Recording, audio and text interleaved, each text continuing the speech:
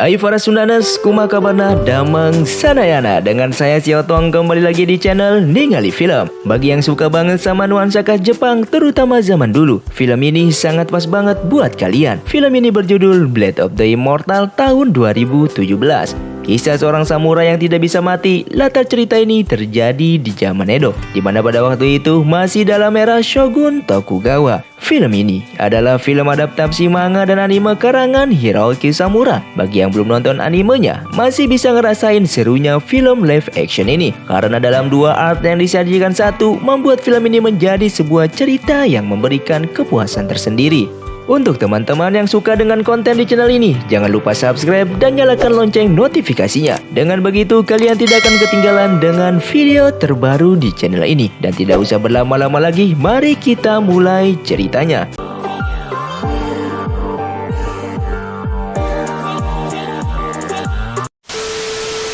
Kisah ini terjadi di zaman di mana Tokyo masih bernama Edo pada era kekuasaan Shogun Tokugawa. Ini adalah tokoh utamanya, namanya adalah Manji. Dia seorang samurai tanpa tuan atau disebut Ronin, dan dia sangat tangguh dan hebat. Saat ini, dia sedang terlibat dalam pembunuhan atasannya karena mengetahui bahwa atasannya ini telah melakukan korupsi dan berbohong kepadanya untuk membunuh beberapa anggota kepolisian yang diduga memperkaya diri dengan memeras rakyat kecil. Padahal itu hanya upaya untuk menghilangkan jejak korupsi yang dilakukan oleh atasannya.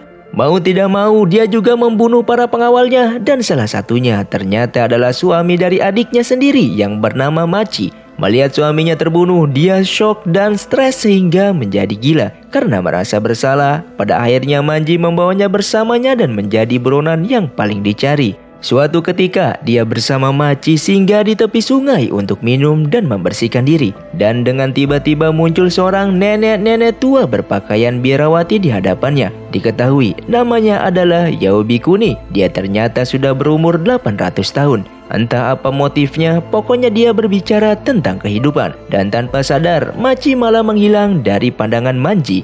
Saat itu, Machi malah sudah berada jauh darinya. Manji yang mencari adiknya itu ternyata malah sudah disandra oleh para Ronin yang dipimpin oleh Hisayasu Shido. Untuk membebaskan adiknya, Manji disuruh untuk meletakkan pedangnya. Namun, saat Machi berjalan menuju Manji, malah ditebas oleh Shido.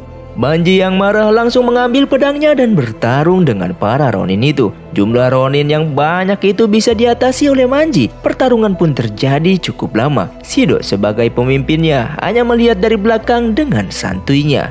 Pada awalnya, Manji menggunakan dua pedang hingga beberapa saat kemudian tangan kirinya terpotong oleh musuhnya. Selain itu, Manji juga mendapatkan beberapa tebasan di bagian mata dan wajah. Meski begitu, dia masih tetap hidup untuk menebas para musuhnya itu. Dan pada akhirnya, hanya tersisa Shido pemimpinnya. Dalam duel tersebut, Manji menjadi pemenangnya, tetapi dia dalam keadaan sekarat hampir mati. Musuh sebanyak itu, Manji berhasil mengalahkan seorang diri. Namun keadaannya kini sudah sangat memprihatinkan. Saat dia terkapar tak berdaya, datang nenek tua biarawati. Kemudian dia mengeluarkan pedang kecil dan menusuk dada Manji. Bukannya membunuhnya, tapi si nenek ini malah memasukkan cacing ke dalam tubuhnya. Namun ternyata cacing ini bukanlah cacing biasa. Cacing ini adalah cacing darah suci yang bisa meregenerasi tubuh seseorang. Setelah itu, luka-luka Manji mulai tertutup, bahkan tangannya yang tadi terpotong bisa tersambung kembali. Manji pun pada akhirnya menjalani kehidupan abadinya.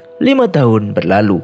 Di sebuah desa ada seorang gadis yang wajahnya mirip banget dengan Machi, adik Manji. Dan namanya adalah Rin. Dojo itu mengajarkan pedang Mutenichi Ryu yang dipimpin oleh ayahnya sendiri yang bernama Asano. Suatu malam, dojo itu didatangi oleh sekelompok orang yang mengaku dari aliran pedang Ito Ryu. Pemimpinnya adalah orang yang bernama Kagehisa Notsu. Dia merupakan orang yang sangat berambisi membentuk dojo aliran Ito Ryu dengan melenyapkan semua dojo yang tidak mau bergabung dengannya. Dan sekarang kini, dia menentang dojo milik Asano ini. Mau tidak mau, Asano sebagai pemimpin harus bertarung dengan Kagehisa. Dalam pertarungan itu, Asano dikalahkan dengan sangat mudah oleh Kagehisa. Setelah itu, anak buah Kagehisa melakukan mantap-mantap dengan istri Asano dengan sangat keji, brutal dan kejam, tetapi membiarkan anaknya Rin untuk jangan diapa-apain. Lalu, Rin diajak keluar oleh salah satu anak buah Kagehisa yang bernama Sabato Kurai agar Rin tidak melihat dan mendengar jeritan dari ibunya. Sementara, pedang milik ayahnya diambil oleh orang yang bernama Taito Magatsu. Setelah itu, ibunya dibawa oleh kelompok itu. Beberapa waktu kemudian, Rin melakukan latihan dalam rangka mempersiapkan diri melawan Kagehisa untuk membalaskan dendamnya atas kematian orang tuanya. Lalu, saat itu dia didatangi oleh nenek Yaobikuni dan menyarankannya untuk menemui Manji jika ingin mengalahkan Kagehisa dan kelompoknya. Kemudian Rin melakukan perjalanan untuk mencari Manji. Dan setelah dia menemukan Manji, terlihat terkejut melihat wajah Rin karena wajahnya mirip sekali dengan Machi, adiknya. Kemudian Rin meminta Manji untuk membantunya membunuh Kagehisa. Pada awalnya Manji menolak untuk membantunya. Namun seiring berjalannya waktu, dia mulai bersimpati untuk menemani perjalanannya, sekaligus melatihnya untuk bertarung. Dia mengikuti Rin yang waktu itu akan bertarung dengan Sabato. Dari sini Rin akhirnya tahu bahwa ibunya sudah dibunuh olehnya. Saat itulah Manji keluar untuk bertarung dengannya. Di awal pertarungan, Manji terkena tusukan tak terduga dari Sabato. Tapi setelah itu, saat dia akan menghunuskan pedangnya ke arah Rin, Manji langsung menusuknya dari belakang. Rupanya dia belum tahu kalau Manji ini tidak bisa mati. Dan tusukan dari Manji juga belum bisa membuatnya mati. Manji kemudian mengeluarkan semua senjatanya dan menebas Sabato. Dan pada akhirnya Sabato pun tewas. Di sisi lain, Kagehisa sedang membicarakan tentang pendirian dojo Itoryu dengan salah satu seorang pejabat Shogun Habaki. Dia ingin menjadi kepala dojo yang diresmikan oleh Shogun. Setelah Habaki pergi, datang si pria bertopeng Taito. Dia memberitahu bahwa Sabato telah tewas dan Kagehisa pun menyuruh untuk siap siaga melawan musuh yang akan menyerang. Sementara itu, Rin pergi ke tempat pengasahan pedang. Di sana dia melihat pedang ayahnya yang dicuri beberapa waktu lalu. Dan memang benar, tak lama kemudian Taito yang tak lain adalah pencuri pedang itu pun datang untuk mengambil pedangnya dari tempat pengasahan pedang itu. Setelah itu, Rin kembali ke tempatnya dengan membawa semua senjata serta memberitahu Manji bahwa dia menemukan orang yang mencuri pedang ayahnya, yang tak lain adalah Taito. Tanpa banyak mikir, Manji pun langsung pergi menemui Taito yang berada di dekat sebuah kuil. Sesampainya di sana, suasana tenang dengan banyak pohon di samping kanan kirinya. Di sana sudah ada Taito yang sedang duduk. Dengan kecepatan yang mantap, dia berlari menuju Manji dan langsung menusuk tepat di bagian pahanya, sehingga membuat gerakannya tidak stabil. Setelah itu, Taito juga membuat Manji jatuh ke sebuah pasir hisap, membuatnya tidak bisa bergerak. Kemudian Taito menusuknya, namun Manji juga mengeluarkan senjatanya dan juga langsung menusuknya. Manji pun akhirnya meninggalkannya dalam keadaan sekarat. Lalu, keesokan harinya di sebuah kedai, dia bertemu dengan bisu bertopeng namanya adalah Eiku Shizuma, salah satu pendekar Itoryu.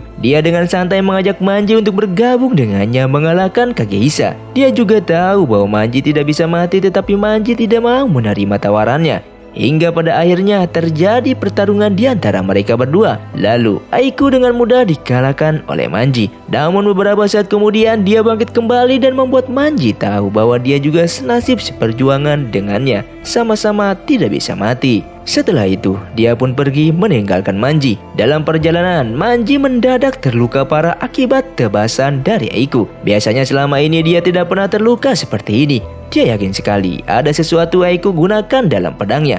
Rin yang khawatir pun pada Manji berusaha untuk mencari pertolongan. Namun malah ditangkap oleh Aiku di tengah perjalanan. Dia pun akhirnya disekap olehnya. Saat Aiku akan menebasnya dan Rin sudah pasrah menerima takdirnya, tiba-tiba Manji datang untuk menyelamatkannya. Duel di antara mereka pun berdua tidak bisa dihindari. Mereka melakukan pertarungan habis-habisan karena memang mereka sama-sama tidak bisa mati. Dan dari Aiku inilah Manji mengetahui bahwa ada racun yang bisa membuat cacing dalam tubuhnya melemah. Memang dari dulu Manji mempunyai cita-cita untuk mati. Begitu juga dengan Aiku yang sangat menginginkan kematian. Tapi untuk sekarang, Manji berubah pikiran semenjak bertemu dengan Rin. Dia ingin membantu Rin karena dia sangat mirip dengan Machi, adiknya. Juga tidak ingin kejadian yang sama seperti 50 tahun yang lalu terulang kembali. Pada akhirnya, pertarungan itu pun dimenangkan oleh Manji dengan memotong-motong tubuh Aiku. Dan memang Aiku juga sudah pasrah dibunuh oleh Manji dan cita-citanya selama ratusan tahun pun tercapai sekarang. Di tempat lain, ada kelompok yang juga mengincar Kagehisa dan anak buahnya. Bahkan mereka sudah berhasil membunuh beberapa pendekar Itoryu. Tetapi yang dituduh malah Manji yang cuma baru membunuh 3 orang pendekar Itoryu. Di tempat Kagehisa, Abaki memberi kabar bahwa pejabat Shogun menerima tawarannya untuk menjadikan Kagehisa sebagai kepala dojo resmi Shogun. Dia juga diutus untuk pergi menemui pemimpin dojo Shinketeryu yang bernama Kensui Ibane. Sebelum pergi, Kagehisa menemui seorang geisha yang bernama Makio Tono Tachibana untuk membereskan Manji. Dia pun pada akhirnya pergi mencari dan menemui Manji. Memang, seseorang itu tidak bisa dinilai dari penampilannya. Dilihat dari keanggunannya, siapa sangka Maki ini adalah seorang pembunuh berdarah dingin. Saat menjalankan tugasnya, dia menjadi beringas dan brutal dengan senjata khas miliknya. Dia menyerang Manji dengan sangar. Beberapa waktu pertarungan berlangsung, dia menghilang dari hadapan Manji. Tanpa diduga, dia menusuk Manji dari balik sebuah rumah. Tapi ya, seperti biasa, Manji belum juga mati. Kemudian, Maki menghilang kembali dan tiba-tiba muncul dari atas dan langsung menebas tangan Manji hingga terpotong. Manji dibuat tak berdaya olehnya. Namun di saat-saat terakhir, dia malah menjatuhkan pedangnya dan mulai takut dengan apa yang sudah dia lakukan. Padahal tinggal ditebas saja tangannya. Dan tiba-tiba tangannya menjadi gemetar. Dan dia juga mulai berceramah di hadapan Manji dan kebetulan juga ada Rin datang. Saat dia melihat Rin, dia malah menangis. Sebelum pergi, Maki berpesan kepada Manji untuk menjaga Rin. Setelah kejadian itu pun Rin dan Manji kembali ke tempat mereka. Keesokan harinya, Manji ziarah ke kuburan adiknya untuk mendoakannya. Sementara Rin ke tempat untuk berlatih. Dan dia dikejutkan dengan penambahan Kagehisa yang sedang berlatih dan dendamnya kembali memanas. Dengan nada marah, dia memanggil nama Kagehisa dan langsung menyerangnya. Tapi dengan mudah ditepis oleh Kagehisa. Pada akhirnya, Kagehisa pun menceritakan kisah masa lalu kakeknya yang ternyata adalah rival satu perguruan dengan kakeknya Rin. Tepatnya di dojo aliran pedang Motono Chiryu. Kebetulan saat itu pemimpinnya adalah ayah dari kakeknya Rin, atau lebih tepatnya kakek buyutnya Rin. Lalu, kakeknya Kagehisa diusir dari dojo karena menggunakan kapak yang sekarang dipegang oleh Kagehisa. Karena menurut kakek buyutnya Rin, seorang samurai tidak layak menggunakan senjata asing dalam pertarungan. Oleh karena itu, Kagehisa membunuh Asano yang tak lain adalah ayahnya Rin dan juga anak dari kakeknya Rin untuk membalaskan dendam kakeknya yang diusir oleh kakek buyutnya Rin. Rin sebenarnya sudah pasrah jika Kagehisa membunuhnya sekarang, tetapi Kagehisa tidak mau membunuh anak-anak. Lalu, beberapa waktu kemudian, Manji melihat sebuah pertarungan antara pendekar Itoryu dan seorang laki-laki yang bernama Shira. Shira dengan mudah mengalahkan pendekar Itoryu itu. Akhirnya terungkap sudah siapa pelaku pembunuhan terhadap para pendekar Itoryu selama ini. Setelah itu, Manji dan Rin diajak ke tempat persembunyian mereka. Di sana ada teman-teman Shira, Kichi, dan Hyakurin. Mereka semua adalah pendekar pedang Mugai Ryu. Karena merasa tujuan mereka sama, yaitu membunuh Kagehisa, dan mereka pun bersepakat untuk melakukan aliansi. Mereka ternyata juga sudah lama menyusupkan mata-mata untuk mematahi Kagehisa. Dari mata-mata ini diketahui bahwa Kagehisa akan melakukan perjalanan menuju dojo Shinketeryu di sebuah gunung yang bernama Taktao. Kemudian, rencana mereka untuk mengadang Kagehisa pun dimulai. Mereka melihat seseorang berjalan yang diduga adalah Kagehisa. Lalu Shira bergegas mengejarnya dan langsung menebasnya. Alhasil, ternyata dia bukanlah Kagehisa melainkan seorang wanita. Dampaknya itu adalah jebakan karena setelah itu keluar dua orang yang langsung menyerang mereka. Dari sinilah Manji mengetahui bahwa Shira dan sekelompoknya mengincar Kagehisa untuk uang, yang artinya mereka ada main sama pejabat pemerintah. Shira dengan mudah mengalahkan musuhnya itu, sementara Manji masih bertarung dengan musuh satunya lagi. Saat Shira ingin menggorok leher Rin, tiba-tiba ada senjata yang memotong tangannya. Itu adalah Manji. Saat Manji sudah dalam posisi siap untuk bertarung, Shira malah kabur. Malam harinya, Manji pun menceritakan kisah masa lalunya kepada Rin. Keesokan harinya, sementara Manji masih bertemu dengan Kichi dan Hyakurin dan semakin memperjelas prasangka Manji bahwa mereka memang bekerja sama dengan pemerintah untuk membunuh Kagehisa. Tetapi, sikap Shira yang brutal membuat Manji jengkel dan berhenti beraliansi dengan mereka.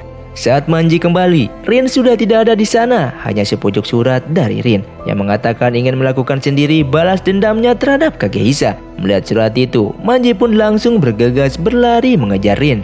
Saat dia berlari dengan semangat dan serius, malah shurikennya jatuh dan membuatnya harus kembali untuk mengambilnya. Lalu dia melanjutkan kembali perjalanannya. Di sisi lain, Kagehisa sudah sampai di tempat Kensui Ibane, tetapi tidak sesuai dengan harapan. Ia membatalkan diri untuk bergabung dengan Itoryu. Saat keluar dari gerbang dojo, Kagehisa dikepung oleh ratusan samurai. Dari sini dia mulai paham bahwa dia sebenarnya dijebak oleh Habaki, yang sekarang juga sudah mulai aksinya untuk memberantas aliran Itoryu yang disinyalir akan mengancam kedamaian pemerintah. Sementara itu, Kagehisa harus bertarung melawan ratusan samurai itu. Saking banyaknya musuhnya membuatnya Kagehisa berlari untuk menghindar serangan yang terlalu banyak. Dan di tengah-tengah pelariannya itu, dia bertemu dengan Rin yang sebenarnya ingin bertarung dengannya, tetapi berubah haluan dan ikut berlari bersama Kagehisa.